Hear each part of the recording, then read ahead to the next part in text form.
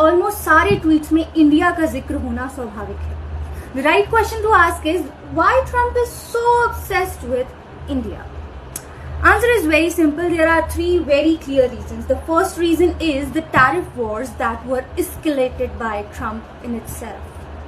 Trump ने खुद countries पर वेरियस तरह के टैरिफ्स लगाए जिससे वो खुद आज टैरिफ टेंशंस में फंसा हुआ है। इसी से जुड़ा एक कारण है चाइना +1 स्ट्रैटेजी। देखिए, जब यूएस ने चाइना के ऊपर टैरिफ्स लगाए, टैरिफ अर्थात जो एक्सपोर्ट इंपोर्ट पर जो टैक्सेस लगते हैं उन्हें हम टैरिफ कहते हैं। जब यूएस ने चाइना के ऊपर टैरिफ लगाए तो चाइना ने वापस उसके ऊपर टैरिफ लगाया।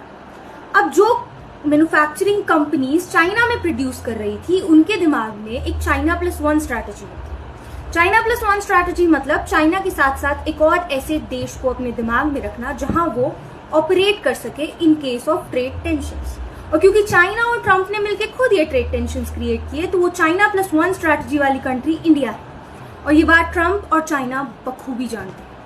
एप्पल के सीईओ तक ने अपनी स्टेटमेंट में कहा था कि हम अपनी फर्म्स इंडिया में शिफ्ट करेंगे चाइना से, और इसी बात से ट्रम्प काफी ज्यादा डरे हुए। दूसरा कारण जो बहुत अच्छे से जानते हैं, अगर हम टॉप 5 मोस्ट ग्रोइंग इकोनॉमी के बारे में बात करें तो उसमें इंडिया का नाम लिस्टेड है। और जितनी भी बड़ी इकोनॉमीज हैं वो डरी हुई है क्योंकि इंडिया के अंदर पोटेंशियल है, इंडिया में इतना पॉपुलेशन, इतना वर्कफोर्स, इतनी स्किल है कि इंडिया उनका कॉम्पिटिशन बन सकता है, इसलिए वो कंट्रीज डरी हुई है।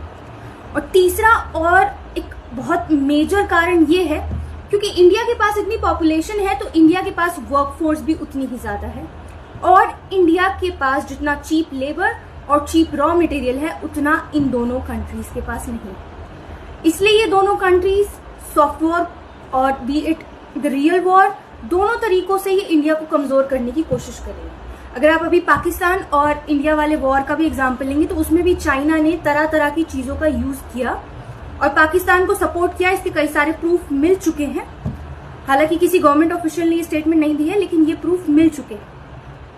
हाल ही में बहुत सारी चीजें ऐसी भी प्रूव होती है जब यूएस बार बार ये चीजें करते हैं, जब बार बार वो इंडिया का जिक्र करते हैं, बार बार वो कहते हैं कि कैसी इंडिया कह रहा है कि यूएस के ऊपर 100% टैरिफ माफ कर देगा, जबकि इंडिया ऐसी कोई स्टेटमेंट देता ही नहीं है।